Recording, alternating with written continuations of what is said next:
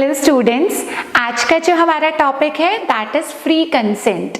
Free consent next chapter है। जब हम बात कर रहे थे एसेंशियल एलिमेंट्स ऑफ कॉन्ट्रैक्ट की, तो हमने उसमें agreement that is offer and acceptance already कर लिया है। उसके बाद हमने कैपेसिटी ऑफ पार्टीज कर लिया है। आज जो हमारा टॉपिक है वो है फ्री कंसेंट। अब देखिए students, what is free consent. जब हम कोई भी कॉन्ट्रैक्ट करते हैं तो दोनों पार्टीज अपना म्यूचुअल कंसेंट देती हैं, अपनी स्वीकृति, अपनी सहमति देती हैं कि हाँ, हम इस कॉन्ट्रैक्ट को करने के लिए तैयार हैं। वो जो कंसेंट है वह कंसेंट कैसा होना चाहिए? वह कंसेंट होना चाहिए consensus ad idem. Consensus ad idem का मतलब है कि दोनों ही पार्टीज का कंसेंट एक तो म्यूचुअल होना चाहिए एक ही बात पर, और एक ही सेंस में दोनों उस बात का एक ही मीनिंग समझ रहे हैं। तो consent must be upon the same thing. Same thing, एक ही बात पर मेरा भी कंसेंट है और आपका भी, ए का भी बी का भी, एंड अपॉन सेम सेंस। हाँ, हम बात को एक ही सेंस में समझ रहे हैं, मतलब आप भी वही समझना चाह रहे हो जो कि मैं समझना चाह रही हूँ। अगर मैं कह रही हूँ कि हम 4 बजे कॉफ़ी पे मिलते हैं, तो आप भी शाम को 4 बजे समझ रहे हैं और मैं भी शाम को 4 बजे समझ रही हूँ। हम में से कोई भी सुबह के 4 बजे नहीं समझ रहा है। That means we agree upon the same thing and same sense। तो ये दोनों जब सेम रहेंगे, सेम थिंग सेम सेंस, तो इसे क्या कहेंगे? Consensus ad idem. अब देखिए what is meant by free consent। Free consent से आपका क्या मतलब है? When the consent is not caused by any of the 5 giants, when the consent is not caused by any physical or mental force।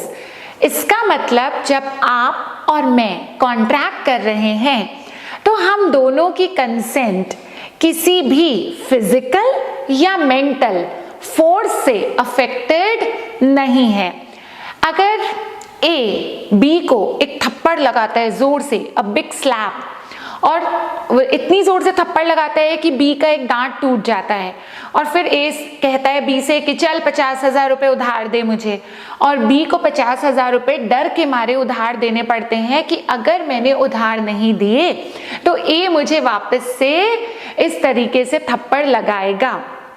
तो ये जो contract है दोनों के बीच में, इसमें ए ने बी के अगेंस्ट अपना फिजिकल फोर्स यूज किया है। फिजिकल फोर्स यूज किया है। कभी कभी मेंटल फोर्स भी यूज किया जा सकता है कि टीचर स्टूडेंट को कुछ कहे कि मैं फेल कर दूंगी अगर तुमने मुझसे ट्यूशन नहीं पढ़ा। अगर किसी भी तरीके के कॉन्ट्रैक्ट में फिजिकल या मेंटल फोर्स को यूज किया जा रहा है तो वह फ्री कंसेंट नहीं है। So that means what is free consent?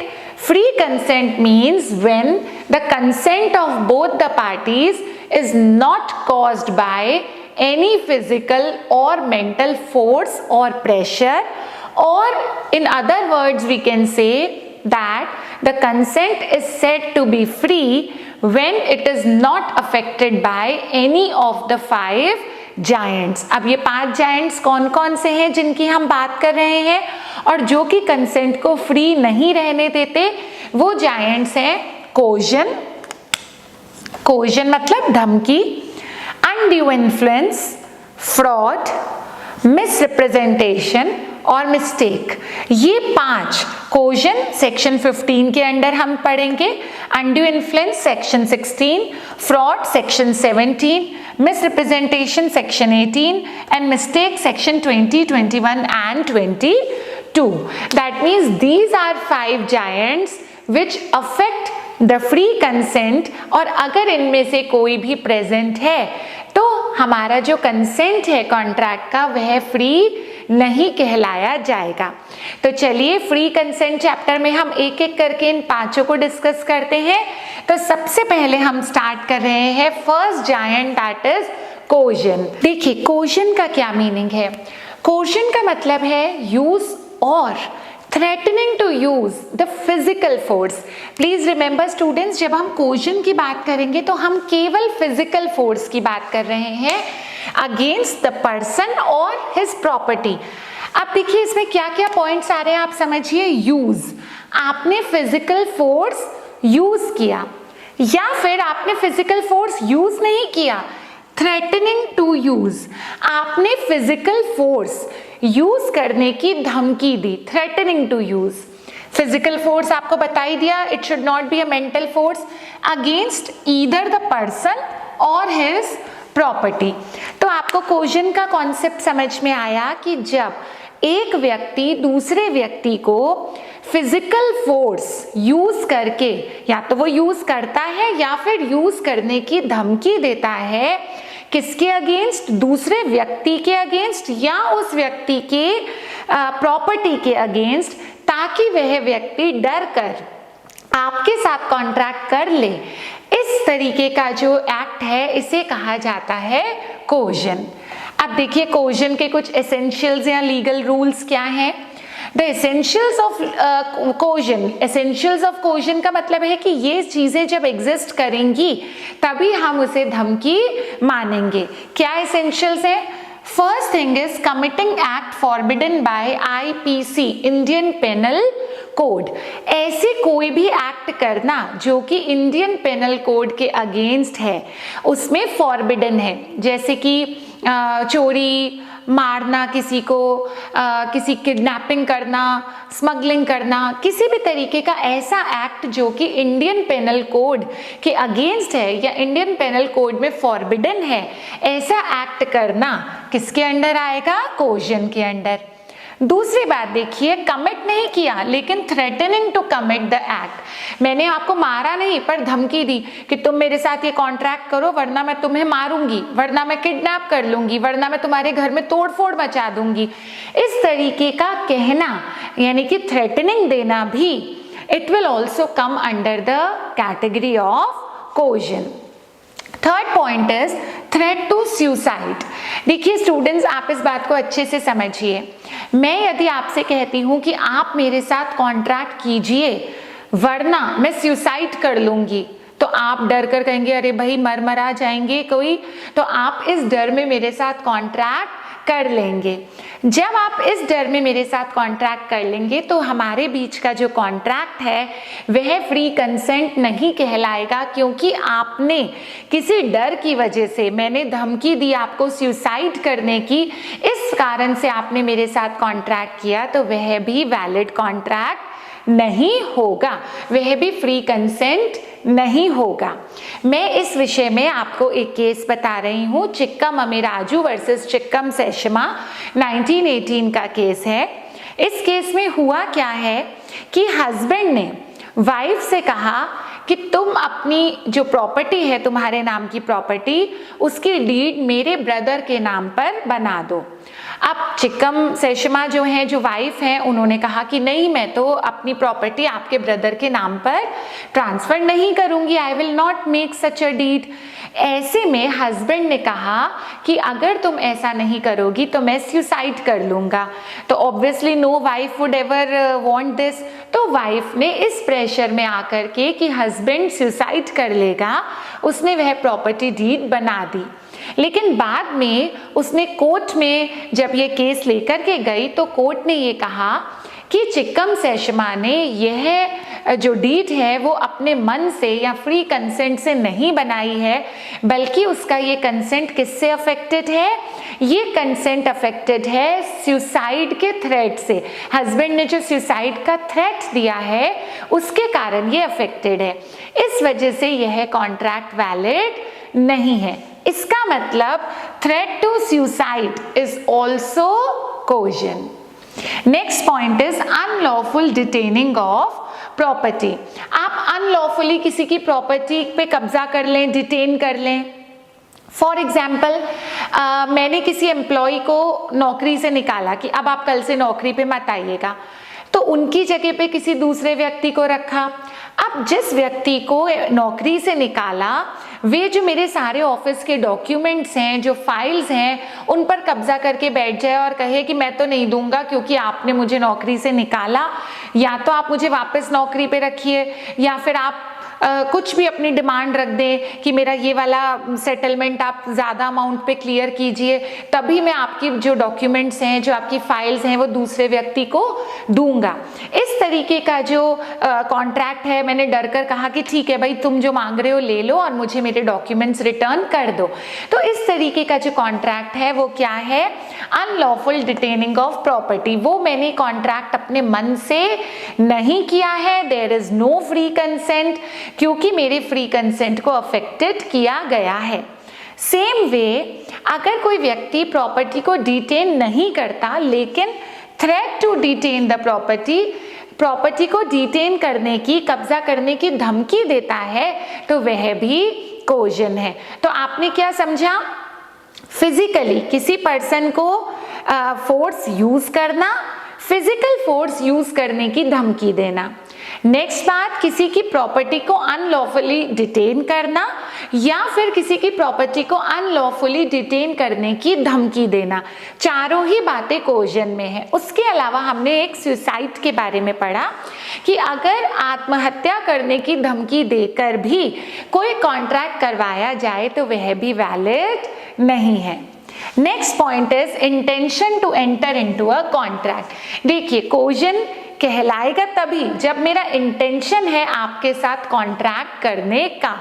अगर किसी पुरानी दुश्मनी के चलते मैंने आपकी पिटाई करवा दी तो यह कोजन के अंडर नहीं आएगा इंडियन कॉन्ट्रैक्ट एक्ट में, क्योंकि इंडियन कॉन्ट्रैक्ट एक्ट में कोजन वही कहलाया जाएगा जहां मैं आपकी पिटाई करूं या आपकी पिटाई करने की धमकी दूं। किस लिए?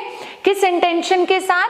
इस इंटेंशन के साथ कि आप इसके बदले में मेरे साथ कोई ना कोई कॉन्ट्रैक्ट कर लेंगे। तो मेरा इंटेंशन ये है कि मैं आपको किसी कॉन्ट्रैक्ट में एंटर करवाऊं, इस कारण से जो आपको धमकी दी गई है that will come under the category of cogen. Next point is cogen में प्रोसीड फ्रॉम अ पार्टी और अ स्ट्रेंजर। अगर मैं आपको धमकी देती हूं तो यह जरूरी नहीं है कि धमकी मैं ही आपको दूं, या तो मैं स्वयं आपको धमकी दे सकती हूँ, पार्टी ऑफ द कॉन्ट्रैक्ट, या फिर मैं किसी स्ट्रेंजर के थ्रू कोई किराए के लोग अपॉइंट करके भी आपको धमकी दिलवा सकती हूँ। आपने बहुत सारे ऐसे सीन्स देखे होंगे मूवी में कि या तो वो व्यक्ति खुद कह रहा है कि तुम्हारे बेटे को किडनैप कर लेंगे अगर तुमने हमारे साथ ये डील नहीं की, या फिर खुद ना करके कोई जो किराए के लोग अपॉइंट करके और वे फोन कर रहे हैं या वे गुंडे आकर के बच्चे को उठा रहे हैं, किडनैप कर रहे हैं। तो that means cogen can be proceeded either through the party himself or through the appointed person, may be a stranger. Same way इसको ऑपोजिट करें कि रिसीव कौन करेगा, it may be directed, so it may be directed towards a party और a stranger. तो आप दे किसको सकते हो? देखो, देने वाला भी पार्टी हो सकता है और स्ट्रेंजर हो सकता है, और रिसीव करने वाला आप जिसे दे रहे हैं वह भी पार्टी भी हो सकता है और पार्टी का कोई रिलेटिव भी हो सकता है। मान लीजिए कि मुझे किसी बहुत ही मस्कुलर कोई मसलमैन टाइप के पर्सन को धमकी देनी है। अब मुझे लगता है कि वो व्यक्ति तो मुझसे डरेगा नहीं, तो मैं उस व्यक्ति को धमकी देने की बजाय उसके किसी फैमिली मेंबर को जो कि वीक है, पेरेंट्स जो ओल्ड पेरेंट्स हैं उन्हें, या छोटा बच्चा है उसे भी मैं धमकी दे सकती हूँ। दैट मीन्स धमकी देने वाला व्यक्ति भी पार्टी भी हो सकती है और स्ट्रेंजर भी हो सकता है। उसी तरीके से जिसे धमकी दी जा रही है वह व्यक्ति भी पार्टी भी हो सकती है या फिर उसका कोई रिलेटिव भी हो सकता है। Next point is the place of coercion is immaterial. Place of coercion is immaterial. मैंने आपसे कहा कि कोजन वो है जो कि इंडियन पेनल कोड में फॉरबिडन है, forbidden by Indian penal code, लेकिन place of coercion is immaterial, अगर धमकी किसी ऐसी जगह पर भी दी गई है जहां पर इंडियन पेनल कोड अप्लाई नहीं होता, लागू नहीं होता। मैंने यहाँ बैठ करके कनाडा फोन करके धमकी दी है कि अगर आपने ये प्रॉपर्टी मेरे नाम पर नहीं करी ट्रांसफर तो मैं आपके साथ ऐसा कर दूंगी, तो दैट इज ऑल्सो कोर्जन, क्योंकि the place of coercion is immaterial whether IPC is applied at that place और not, it will come under the category of coercion. I think students all the 9 points are clear to you. It is very simple. एक फटाफट से nutshell वाला revision कर रहे हैं। आपने क्या क्या पढ़ा कोर्जन के बारे में? कोर्जन का मतलब क्या क्या हो सकता है? किसी को फिजिकली फोर्स करके मारना, किसी पर्सन पर फिजिकली फोर्स यूज करना या फिर फोर्स यूज करने की धमकी देना, किसी की प्रॉपर्टी को अनलॉफुली डिटेन करना या डिटेन करने की धमकी देना। ये चारों बातें हो गई। चारों बातों के बाद में थ्रेट टू सुसाइड, आत्महत्या की धमकी देना, और ये सब आपने क्यों किया है? Next point is to enter into a contract because your intention is that the party should enter into a contract. अगर आपने कोई पुरानी लड़ाई झगड़े के कारण मार पिटाई की है, that will not come under the contract act, तो वो कोर्जन के अंडर कवर नहीं होगा। देन इज कॉन्ट्रैक्ट की पार्टी या कॉन्ट्रैक्ट की पार्टी नहीं, जो स्ट्रेंजर है, दोनों में से किसी को भी धमकी दी जा सकती है या रिसीव करने वाला भी कोई और हो सकता है। जैसे ए बी के साथ कॉन्ट्रैक्ट करना चाहता है, ए बी को डायरेक्टली धमकी भी दे सकता है या ए बी के किसी रिलेटिव को भी धमकी दे सकता है। उसी प्रकार से ए स्वयं धमकी दे सकता है बी को या ए किसी को अपॉइंट कर सकता है बी को धमकी देने के लिए। दैट मीन्स देने वाला और लेने वाला पार्टी कोई और भी हो सकते हैं। और उसके अलावा place of coercion is immaterial, कहीं पर भी धमकी दी जा सकती है और उसके अगेंस्ट केस फाइल किया जा सकता है। This was about coercion. अब आप देखिए students, there are some threats जो कोर्जन नहीं है। देयर आर सर्टेन थ्रेड्स जो कोर्जन नहीं है तो वो धमकियां, लेकिन वो कोर्जन की कैटेगरी में नहीं आती। मुझे लगता है कि आपने मेरे साथ कुछ गलत किया तो मैं आपसे कहूंगी कि देखो तुमने मेरे साथ ऐसा किया, मैं कोर्ट में जाऊंगी, तुम्हारे खिलाफ केस कर दूंगी, I will sue you in the court। मैं ऐसा कहूं तो क्या ये धमकी है? नो स्टूडेंट्स, कोर्ट में जाने की धमकी देना कोर्जन के अंडर नहीं आता, क्योंकि ये हर सिटीजन का राइट है कि अगर उसे लगता है कि उसके साथ कोई इनजस्टिस हुआ है तो वह ये कह सकता है कि मैं कोर्ट में तुम्हारे खिलाफ केस करूंगा। तो threat to sue in the court is not the part of coercion. उसी तरीके से थ्रेट टू स्ट्राइक, आपकी फैक्ट्री है, फैक्ट्री में वर्कर्स काम करते हैं, वर्कर्स को लगता है कि आपने उनका हक मारा है, आपने उन्हें जो उनकी डिमांड्स हैं वो पूरी नहीं की हैं, तो वर्कर्स आपको क्या कह सकते हैं कि साहब आप हमारी डिमांड्स पूरी कीजिए वरना हम हड़ताल पे चले जाएंगे। तो हड़ताल की धमकी देना, threat to suicide also does not come under the category of coercion, क्योंकि वो अपनी कोई वैलिड डिमांड्स रख रहे हैं। देन स्टैट्यूटरी कंपल्शंस, कई बार कुछ ऐसे कंपल्शंस होते हैं जो आपको करने ही हैं, अगर आपने यह नहीं किया तो आपके खिलाफ कार्यवाही होगी या आपके खिलाफ कोर्ट में केस होगा या आपको पेनल्टी देनी पड़ेगी। जैसे कि आप अगर रेल में यात्रा कर रहे हैं तो टिकट लेना स्टैट्यूटरी कंपल्शन है, अगर आपने टिकट के बिना यात्रा की तो आप पर पेनल्टी लगेगी, यह कोई धमकी थोड़ी ना है। This will not come under the category of coercion because it is legal compulsion. जैसा कि आपको पता है कुछ स्टेट्स में अभी पॉलीथिन्स बैन हो गए, तो आपसे कहा गया यदि आप पॉलीथिन का इस्तेमाल करते हुए दिखेंगे तो आपको सजा मिलेगी या आपको पेनल्टी देनी पड़ेगी। तो is it a coercion? No, it is not coercion because it is legal compulsion. Then is detaining property under mortgage. Mortgage आप सभी स्टूडेंट्स जानते हैं, गिरवी। मान लीजिए कि मैंने कोई पैसा उधार लिया और उधार लेने के बदले में, लोन के बदले में अपनी कोई प्रॉपर्टी गिरवी रखवा दी। यदि मैं समय पर लोन का भुगतान नहीं कर पाती हूँ तो जिनसे मैंने वह लोन लिया है वे मुझे क्या कहेंगे कि यदि आपने लोन का भुगतान समय पर नहीं किया तो आपकी जो प्रॉपर्टी हमारे पास गिरवी है हम इसे बेच देंगे और इसे बेचकर जो अमाउंट आएगा इससे हम अपने लोन की प्राप्ति कर लेंगे, उस अमाउंट का प्राप्ति कर लेंगे। तो क्या ये धमकी है, क्या ये कोजन है? No, because it is their right. अगर मैंने उनसे लोन लिया है और समय पर लोन का भुगतान नहीं कर पा रही हूँ तो it is the right of the person who has given the loan to sell my property which was under mortgage, जो कि गिरवी रखी हुई थी। He can sell the property under mortgage and he can get the repayment of his amount. तो ये कुछ ऐसे एक्टिविटीज हैं, कुछ ऐसे एक्ट्स हैं जिन्हें हम थ्रेट्स तो हैं लेकिन फिर भी हम इन्हें कोजन में इंडियन कॉन्ट्रैक्ट एक्ट के अंडर कवर नहीं करते हैं। तो स्टूडेंट्स, आपने ये पढ़ा है फ्री कंसेंट का first point, that was coercion. In the next class will study some more giants. First giant was coercion, now the next giants undue influence, fraud, ये हम नेक्स्ट क्लास में पढ़ेंगे। Till then, study free consent, study cohesion, keep studying. All the best. Bye.